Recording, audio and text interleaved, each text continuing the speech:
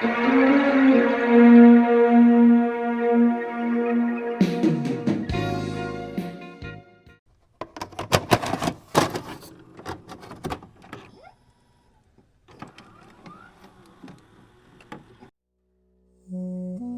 series of tapes, Psychology versus Theology, were recorded from classes given this year by the Grand Master, Dr. Malachi Z. York, known to us as Mayor Malachi Z, our own Pharaoh, Amenubi Ra'akata.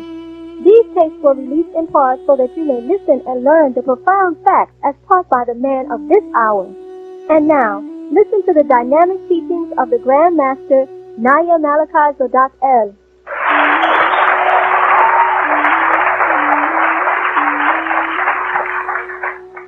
How does that tie to the Nubians that were here with the Native American, or like the Native American influence? Let's get that straight. Okay, let's draw this box as America.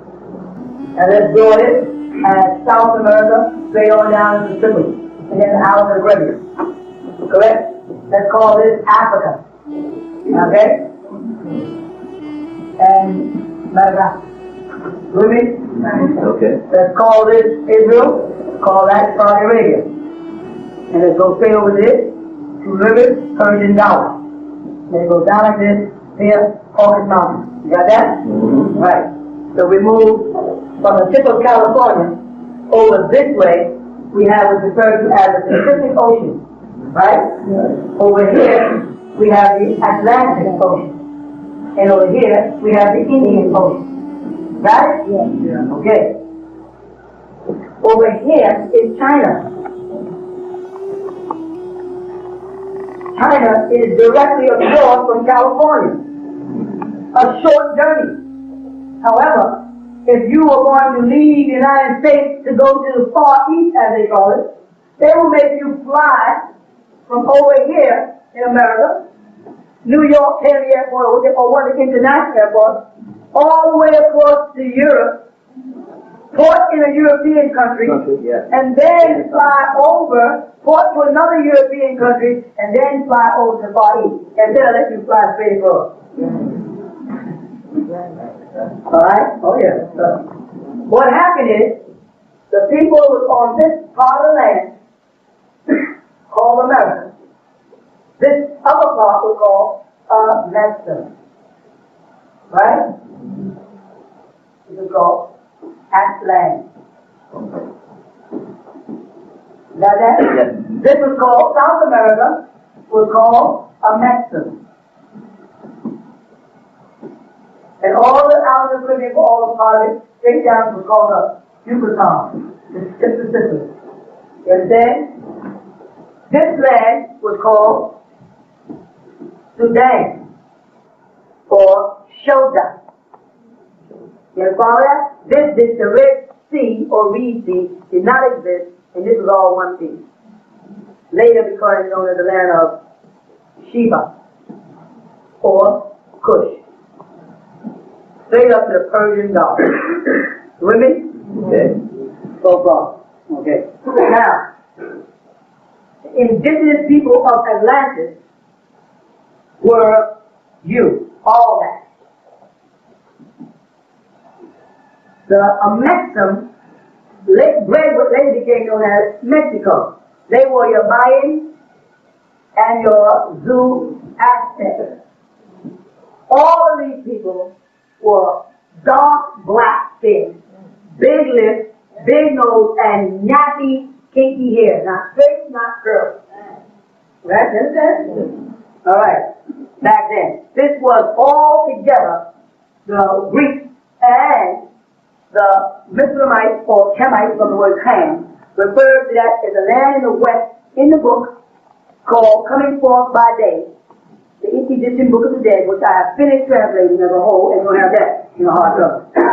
It's finished. These people spoke about the great land across that small sea at one point, and then they said through the bushes there's a great land with great kings. Talking about, Atlantis is what Plato referred to that because of the Atlantic Ocean. Alright? The Bermuda Triangle is right in the center. When you push all these pieces back, they all fit in perfectly, and then you leave the Bermuda Triangle open in the middle. That was our power source. It's the only part of Atlantis that went underwater. The power source was the demon Luciferian trunk. And now they're trying to activate them with the generators, and they got the sounds off the coast. Anyway, so the cherubs occupied this side of the land. Right? Okay. No, they were cherubs who came here to Earth with an extra chromosome, a 47 chromosome. You follow that? And they mixed in with the original Chen dynasty, which when you look up, you will find also look like black-skinned, woolly-haired people, the indigenous people of the planet Earth. These cherubs mixed in with these people and produced your Chinese people. Right? They had a larger brain. Because the cherubs have a larger brain. They have the appearance of Down syndrome because Mongoloidism is a result of a 47 chromosome. And you see the Chinese eyes and Mongoloid children's eyes are the exact same. Don't ask me about the curse of Edom that comes with the Japanese and the Korean, in case you're wondering. I know you're what about the curse of Edom? It's a different story. You're back further, so maybe we'll get four about them with you.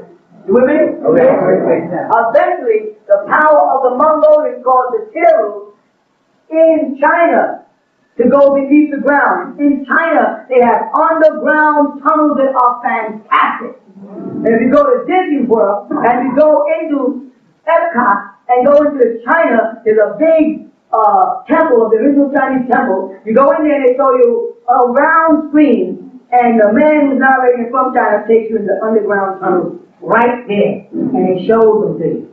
This is where the cherubs entered and went underground, and left the Chen dynasty rule, which became one of the first dynasties of all time. Do me some research if you don't know.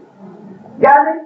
They made ships, and they sailed eastward, following the tide flow, and came into California, and brought in with them their jade, topaz, and their dragons that the dragons beat from their own star constellation, which was with the Andromeda people.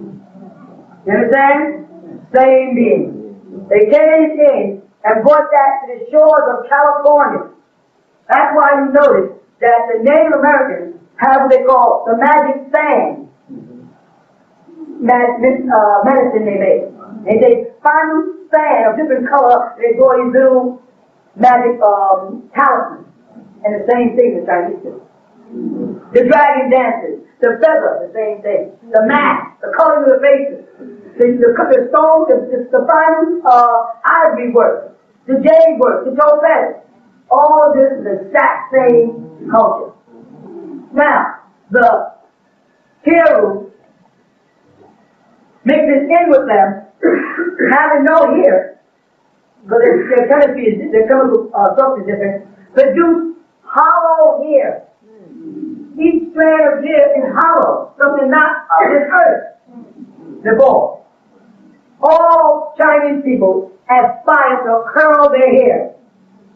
The reason why they wear that straight hairstyle is because regardless of what they do, they can't curl their hair. They can put it in rollers and it will fall out because their hair is hollow.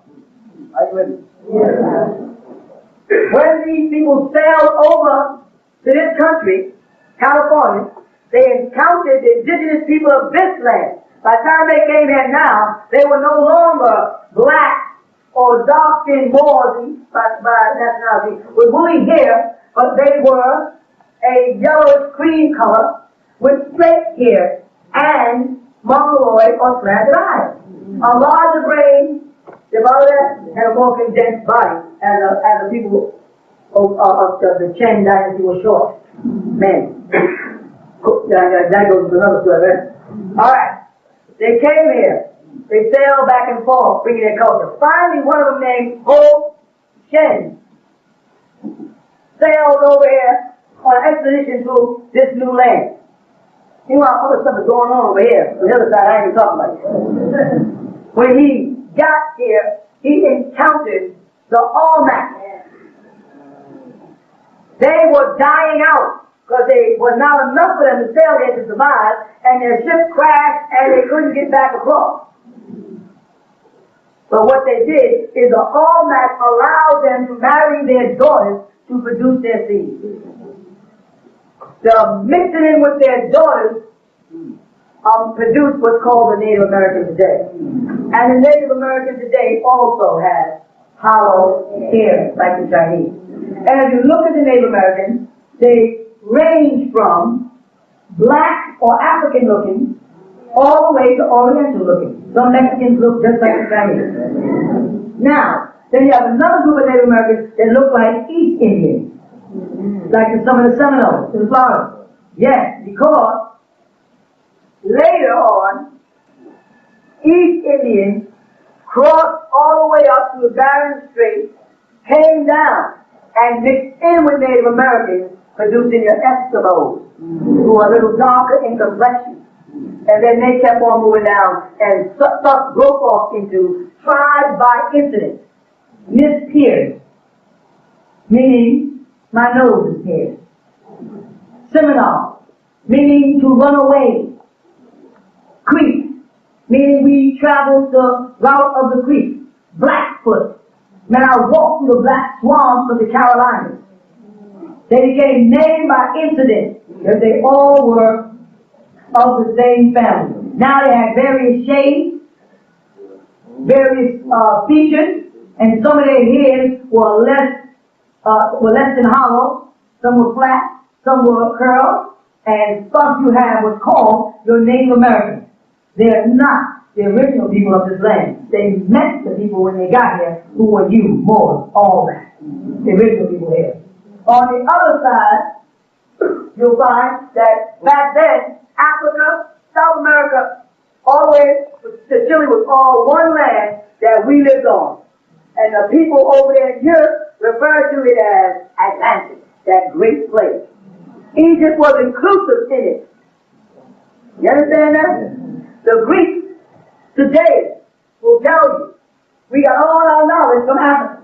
If they don't tell you that, then ask them, why was the greatest library in the world in Iskandariya, the Arabic word for Alexandria, and not in Athens?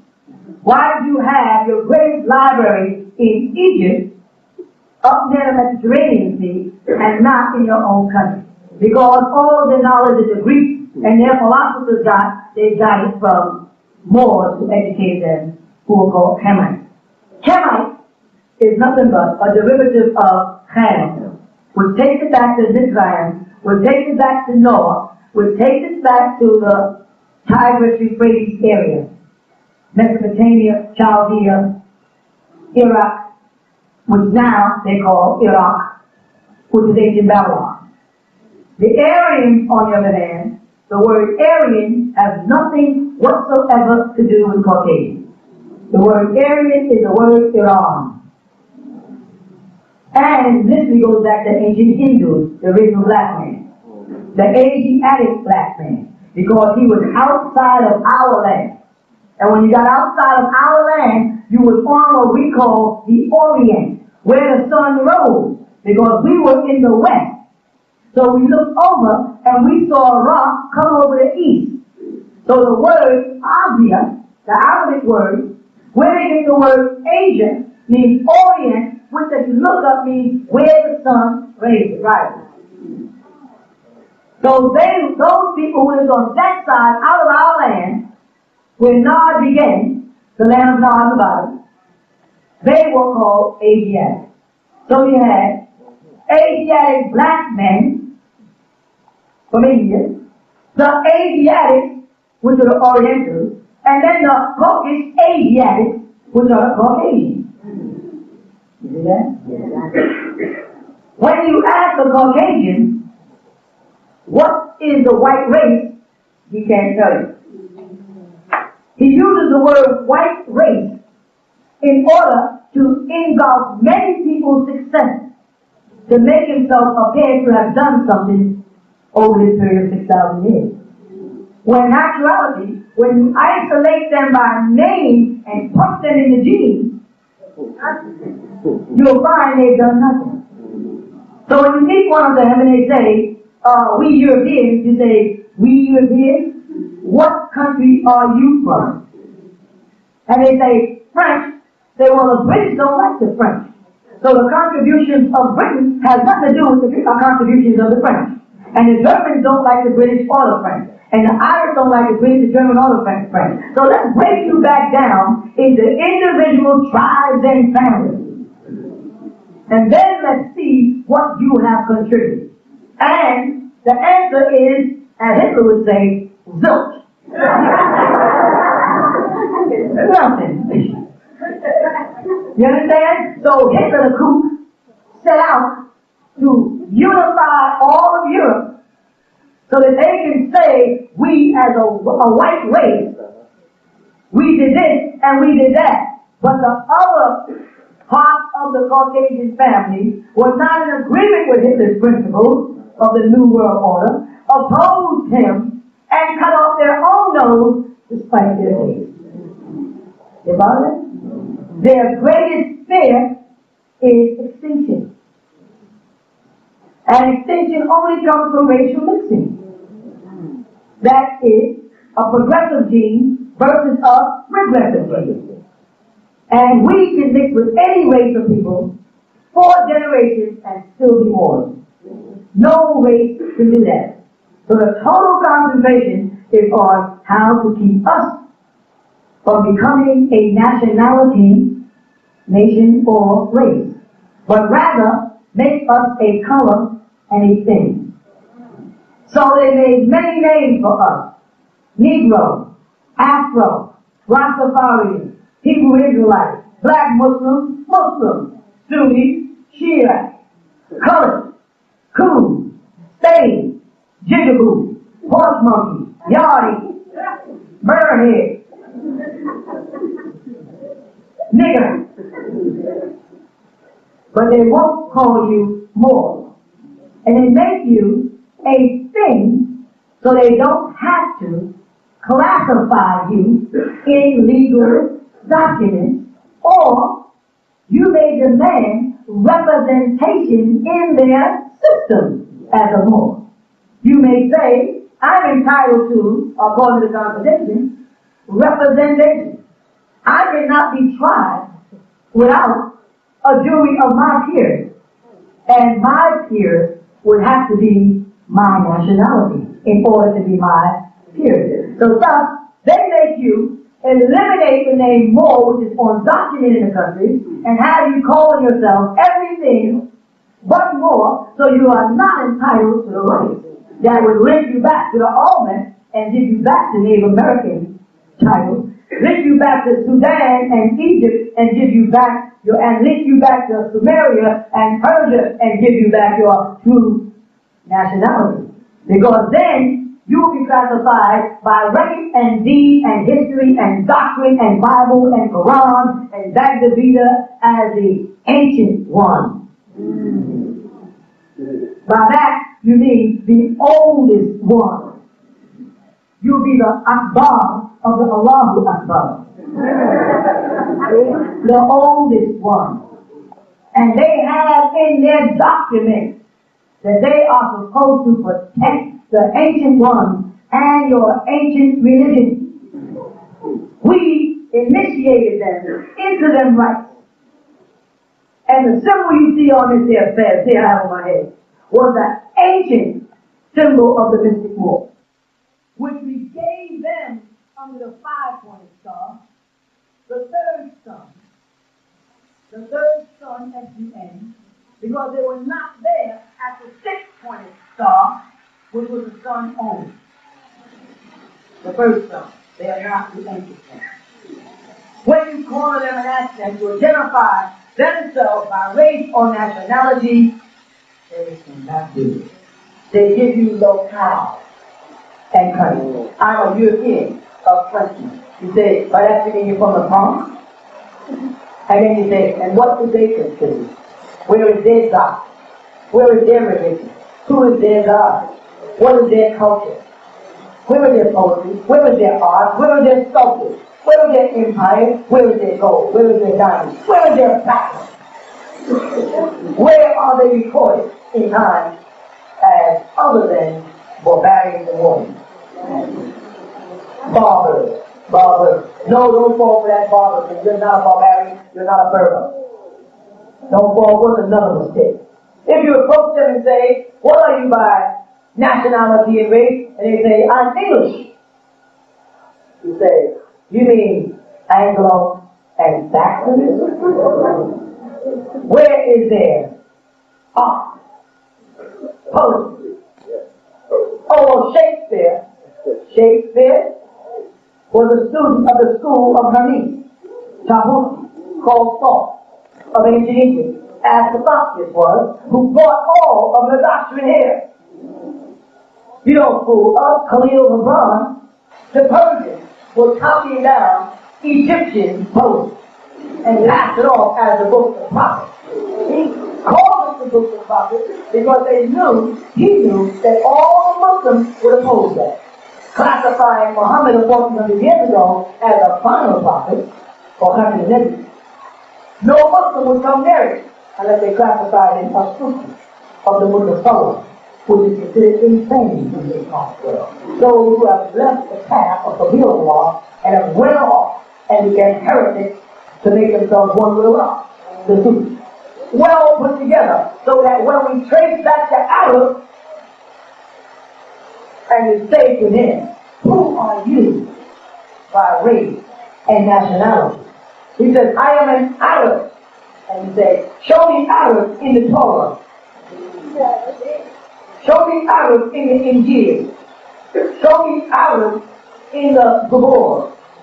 He goes back to Joktan, son of Mizraim, who also had a son, Kasluel, who became the father of Philistines, who became the Philistines. So those Palestinians over there are on your land. Joktan was dark, he was woolly hair. He was directly out of the same seed of Noah, called Uphishtim to us in the right record, called the Gilgamesh Epic, from which the Torah and the Quran and the Injil were plagiarized. And they were all dark-skinned, woolly-haired people. Not because I say they were, but because rocks and fossils and carvings and documents and sketches and pictures have proven they are. There is no such thing as an Arab. In the sense of them, we were Arabs because when we began to wonder and move away from the Persian Gulf from one end of our land to the next, freely on our borders, and freely mixing amongst our own, because it was never a bit of a genetic in our nation amongst black on black. All the other people, they would come to us when they intended on migrating further south, kidnap our women, breed amongst us to sustain their existence beneath the sun by taking in our nerves, of which, if they don't have, the sun will kill them. So the Arab has no nationality or culture. And when you ask him, he'll tell you, well, 1400 years ago, or that is in the year 570, what happened? A man was born in Arabia, and his name was Ahmed. He later became known as Muhammad, or when he became trusted, Al-Amin. They called him Mustafa, Muhammad Al-Amin. He was our prophet 1400 years ago. That's all. 1,400 years ago. That is no more than 8 of your grandparents. And we have records by stone and carving in America heads that are popping up in America of us as all men. Woolly hair, big lips, wide nose, black skin as they call it. Moors, going back 900 years before Jesus. That's 2,900 years already. And the Muslims are talking about 1,400 years and calling that a legacy in history. And Muhammad met an angel. Let's think about that. Muhammad, the founder of Islam, encountered an angel who he referred to as Jibreel. Salam alaikum wa rahmatullah. And this same Jibreel, called a Malachi or Malachi angel, is found in Judaism. Yet Muslims don't want to say that a Jewish angel met their prophet. Muhammad was not a Muslim when he met him, because he hadn't gotten Islam yet. So Muhammad was then a what? A Zaidi.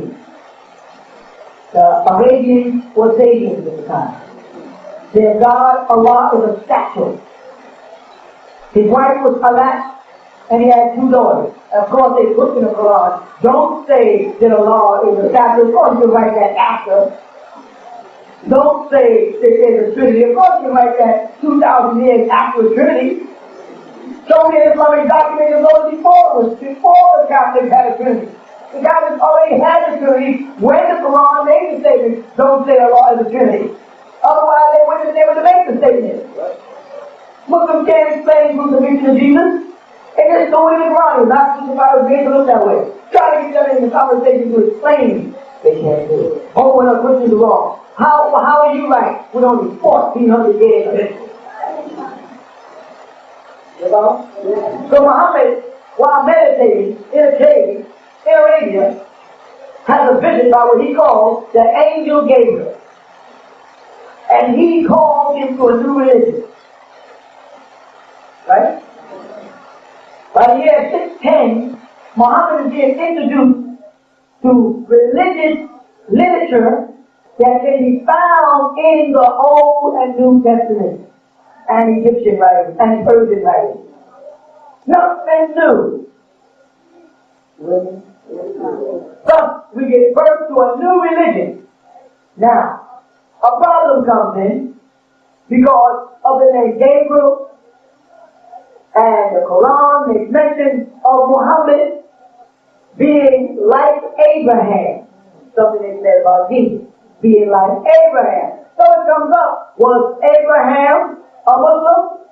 It's safe for the Muslims to change his name from Abraham to Ibrahim, graft them into their culture, take the circumcision practice of Judaism called Brit Milah, and say because Abraham was the father of circumcision, his religion is called Milah Ibrahim. Let's deal misusing. Saying that Abraham's father was an idol worshiper, when in Torah clearly tells you that Abraham was an idol worshiper who even prostrated himself before the feet of Abraham. Fabricate a whole story about Abraham and Nimrod's encounter, and they were generations apart. And then just say, well, the Quran is right and the Torah is wrong, when you read the Torah to get the Quran.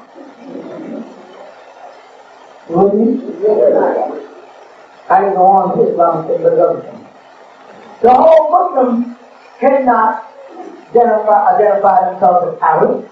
The Saudi Arabians today are on our land, on our oil. We are the real Arabs. Asiatic black men are East Indians. Asiatics are Orientals. And then you have one more race of them. Caucasus Asiatics, deteriorating Asiatics. All the people from the side of the east where the sun comes. Not on the side of the raven head people, black hair, where the sun sets. Up here is the set. But that's another one that maybe you say, showing they don't have any knowledge. And we didn't have none of that in our doctrine. So as you walk around the world and you try to ask people about who they are, Where they came from, what race? You're like a Native American. What race are you from? He says, I'm Indian. Are you from India? No. I'm a Native American. Well, what are you? He'll tell you his tribe. Gupta, Chittichai, Hone, Seminole. Good. I hear the name. What does it mean? Now that you get the meaning, I see the meaning identified with something like the pig and nose being pig. What are you?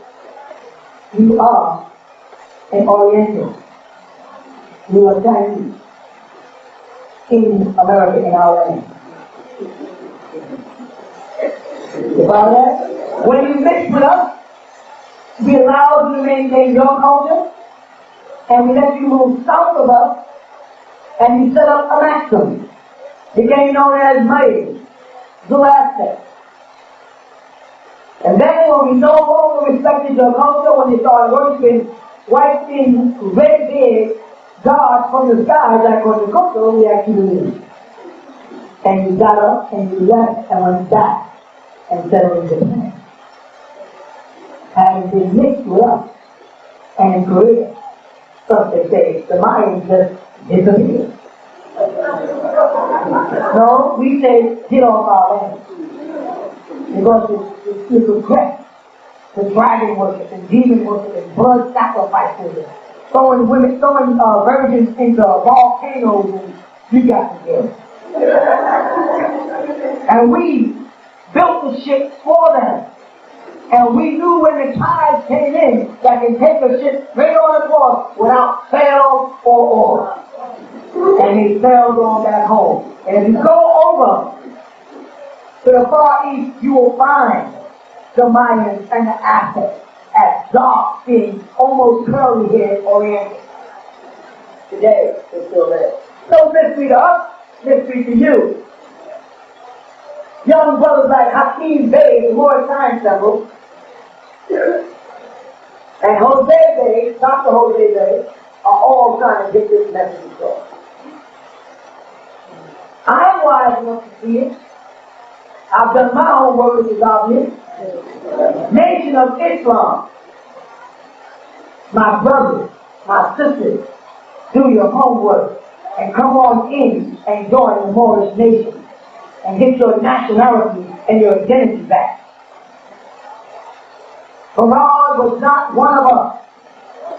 He's not dark-skinned. He's not curly-haired. He's not woolly-haired. He in no way identify with us, so he cannot be my God. How can he be aggressive in genetics and be a progressive genetic person God? Not that possible. Dr. Khalid can be my God. You understand? Stop playing around. We don't have enough time. Face it, the brothers from the Moorish Science Temple on nationality is more on point than we were on this Islamic thing. Now all they got to do is give up that Islamic crap and go back to more before the invasion of the Berbers into Morocco. And come on back and identify with the Almac and how the Ethiopians were Moors, and the Hamites were Moors, and the Persians were Moors, and that Moor in itself, Moreno, or Maracasa, is no more than a description of, in one of the languages, that the Caucasians who were doing this recording called it. That's why we must identify with it. Because they wrote it down, and it's in the languages that we're now speaking today, and in the archives in the countries where we're dwelling today, and there we can retrieve information, prove our nationality back to Moor, and from Moor we can say Moreno simply means black, which is Nubian, or Sudanese, or Aswanese, Mauritanian, Somalian. The Libyans don't belong there. That's another son from North Sea. Tunisians don't belong there. Algerians don't belong there. The light-skinned Moroccans, all of them, you can stay on our land, but admit that it's our land and that we push the real Moroccans south. That's all we have. We don't say get off the land. of our land. We're not like you. We can all live on the land in peace, but acknowledge that it's our land. Acknowledge that we walk alongside of dinosaurs in Kenya, and you didn't in the caves of Neanderthal. Understand? So when you reach out here and talk to someone and start talking at it, punch them right in the jeans. Ask them right up front. You say you're a white man, a white supremacist. Just what race or what family do you come from? Are you Irish? Are you Polish? Are you Scottish? Are you Dutch? French? And then let us dwell on that point in your so-called nationality. Because you can't say the white race. There's no such thing as a white race.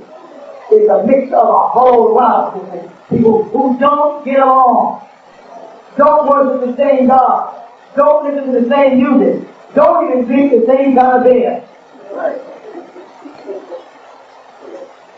More, we need more. We all people start wearing them feathers. Let it be known that you found your way back home. When you see your Moorish brothers, greet them. Because we got something to be thankful for them. But when I got in contact with it and I started opening up and studying it, you know me, I ain't gonna shoot you no blank. I took it apart. I see their mistakes, but I see that they have more good than they have bad. And I'm smart enough to move my people where it's safe. And I wish Farrakhan and 5% of other kids out there would look a little deeper into nationality and identity. We need to know that. All right, peace.